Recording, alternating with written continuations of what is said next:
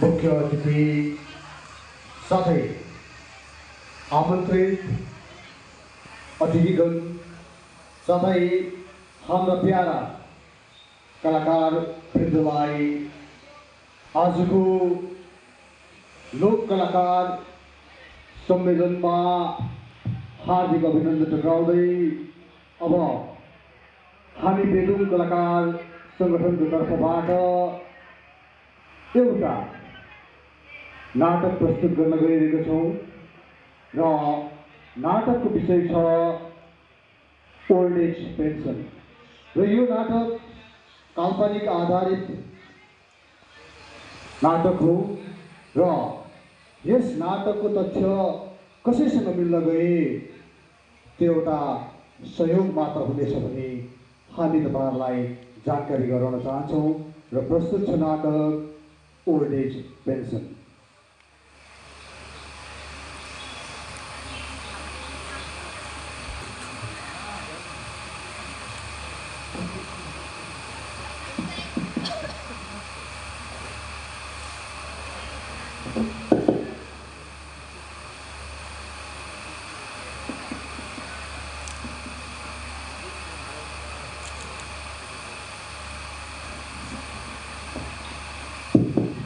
सूचना सूचना सूचना हामी खण्ड विकास कार्यालयबाट आज यहाँ वृद्ध भत्ताको निम्ति शिविर लिएर आएका छौँ र हजुरहरू कसैको आमा बाबाको अथवा गाउँमा कसैको वृद्ध भत्तामा नाम लेखाउनु छ, यदि कसैको कागजपत्र बुझाउनु छ भने तपाईँहरू आउन सक्नुहुनेछ।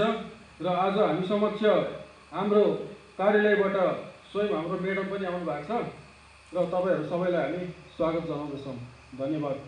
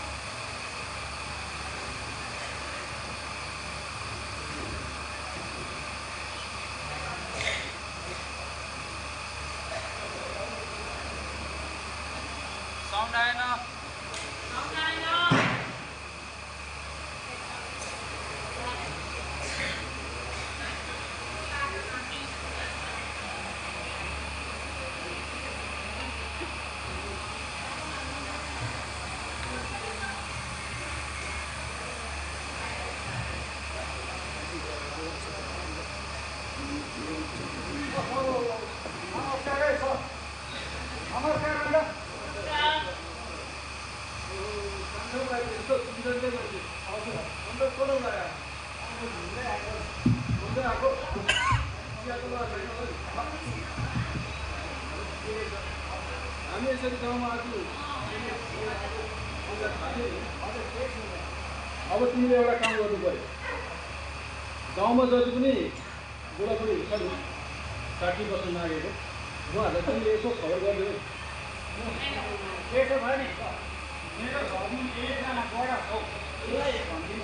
एकजना मात्र होइन, यहाँ 100 जना ल्याउनु त्यो फोनसँग गरेर हेलो ए हेलो नानी भन् त म त यहाँ बारीमै बस्छु। ए हो ए ल ल म आएँ ल। मेरो काम चाहिँ म काम गर्दै गर्छु।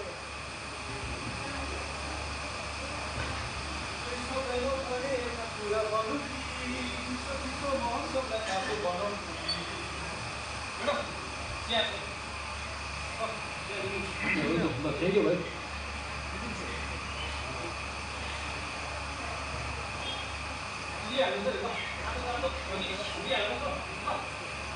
जाउन कतै जाऊ माया जाउन कतै जाऊ जाउन कतै जाऊ। हजुर बोल्नु भयो।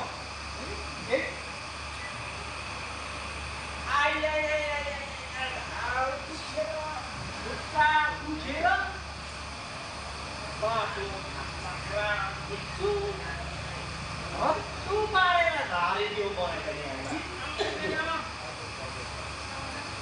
नानी हजुर भन्नुहोस्।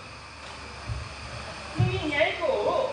म यहीँको बासिन्दा हो भन्नु तपाईँको के सेवा गर्नु मेवा त पाकेको छैन खै सिसीले त सबै खायो मेवा त मेवा होइन हौ सेवा हो के सेवा गर्नु बुढो मान्छे देखेर सोधेको ए सेवा भनेको कान्छाले फोन गरेको थियो ए मैले त्यो मलाई त 3 जिप चाहिएको थियो 3 जिप भम भम जस्तो लाग्यो चिचिङै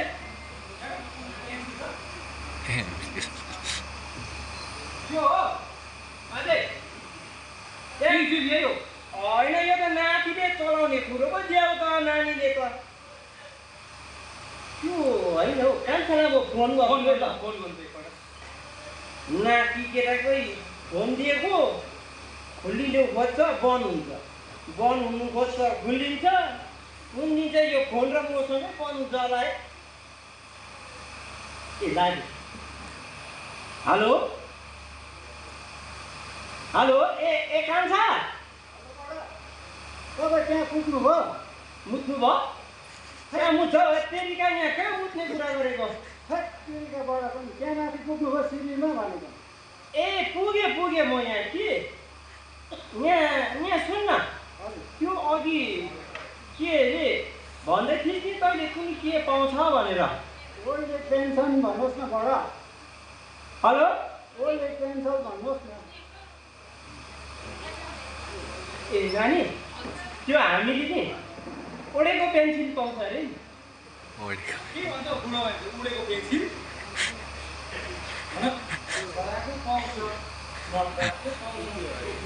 उडेको त आएको छैन त कम्पनीको उडेको पेन्सिल भन्ने त यही हो यही नटराजको हो यो होइन हौ यो उनीहरू पाएकोले पाउँछ नि एकछिनै फोन गर्छु फेरि लु आउनु त के भनेको कुरै बुझेन बुढो मान्छे कान सुन्दैन ए कान्छा हेलो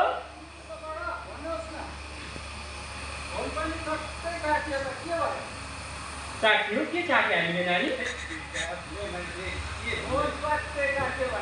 ए होइन हौ भनेको के हो कि त्यो मैले के पाउँछ भनेर पठाएको यहाँ ओल्ड एज पेन्सन भनेर यहाँ आउनुहोस् न बडा तपाईँले पुरै बुझ्नु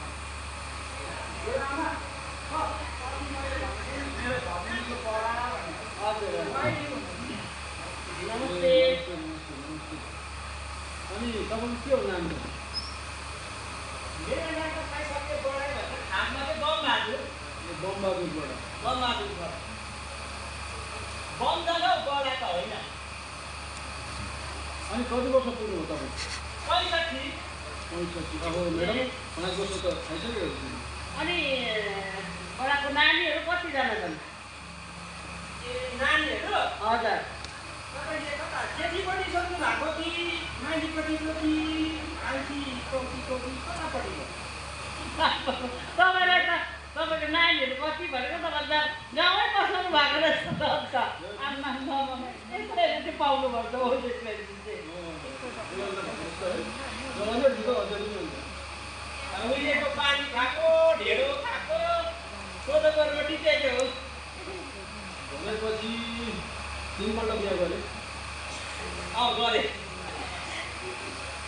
अनि तपाईँले किन ढिलो गर्नुभएको छ 5 वर्ष तपाईँको बितिसकेको छ 65 वर्ष पुग्नु भएछ अब खै खाइ पाइन् आज पनि यो क्या कान्छाले भनेर मात्रै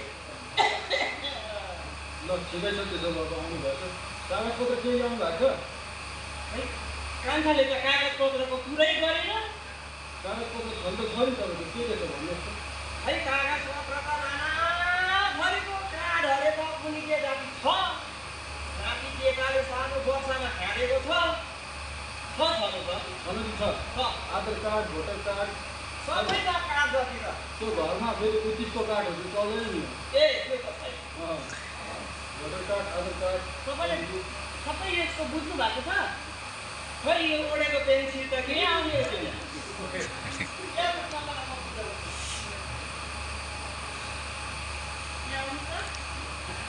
हो तपाईँको घरमा पढेको नानीहरू त छ है तपाईँले आज केही कागजपत्र ल्याउनु भएन मैले ल्याइनँ नि हो कान्छाले भनेन खै त मलाई त यहाँ आउनु मात्रै भन्यो। तपाईँले यहाँ आउँदाखेरि तपाईँको Aadhaar card, vote card, PAN card, तपाईँको पासबुक होइन, यो तपाईँको फोटो, तपाईँको मेन डकुमेन्ट्स लिएर आएर आजै काम बन्छ। तपाईँको सरकारले तपाईँहरूलाई यस्तो सहुलियत दिएको छ। तपाईँले यो सहुलियत तपाईँको अधिकारको कुरा हो, तपाईँले खोजेर पनि जानुपर्छ। अहिले झन् साह्रो कति सुविधा भएको छ। हाम्रो पञ्चायत भएको छ, पञ्चायतको मेम्बरहरू छ कि छैन तपाईँकोमा? पञ्चायत मेम्बर छ, समिति छ, उहाँहरूलाई सोधेर पनि तपाईँहरूले यो सहुलियतहरू लिनुपर्छ। कुनै अरू पेन्सनहरू त लिनु भएको छैन नि? कोही नोकरी गर्नुहुन्थ्यो कहीँ? कहाँ गर्ने हल्ला जोतेर घट्ट भएको। अन्त आजसम्म तपाईँले किन चाहिँ तपाईँले फर्म नभर्नु भएको पेन्सनको? खै मैले त केही थाहै पाइनँ। आज त आएको यहाँ मैले सुनेको। अब सुन्नुहोस्, तपाईँको त यो ओल्ड एज पेन्सनको यो भयो होइन, यो तपाईँलाई म दिन्छु पेपर, यहाँ सबै विवरण सबै लेखिदिएको छ। तपाईँको मात्रै नभएर तपाईँको श्रीमतीको, तपाईँको नानीको सहुलियतहरू सरकारले के के दिएको छ, तपाईँहरूले चाहिँ लिनु यो सक्नुपर्छ। बुझ्नुभयो? यो एकदम यो लगेर है, यो लगेर चाहिँ तपाईँले नानीलाई पढाउनुहोस्, बुझ्नुहोस्, राम्रो बुझ्नुहोस्। त्यो सरकारले नदिएको होइन, बहुत कुछ चिजहरू दिएको छ सरकारले। बुझ्नुभयो? यो चाहिँ तपाईँले लानु। एकछिन आहा एकछिनै कुरा आहा म त तेरो नामको सलमान खान जस्तो केही दिन अलिकति आएको कुरामा तपाईँले बुझ्नुभयो होला नि। यति ठुलो सहुलियत दिँदो रहेछ हामीलाई ओल्ड एज पेन्सनको। सबै डकुमेन्ट लिएर म त खाली फर्म मात्रै लिएर गएँ। तपाईँहरूलाई भोटर आइडी कार्ड, आधार कार्ड, प्यान कार्ड, ब्याङ्कको खाता र पासपोर्ट साइज फोटो पनि चाहिँदो रहेछ त। हुन्छ कुरामा धेरै धेरै धन्यवाद, तपाईँले हामीलाई बुद्धि दिनुभयो है। धन्यवाद धेरै हामीलाई यति राम्रो कुराहरू दिनुभयो। बडा तपाईँले त पेन्सन पाउने भयो। त्यो पेन्सिल चाहिँ मलाई दिनु, म्याडमको मार्छ मलाई। म त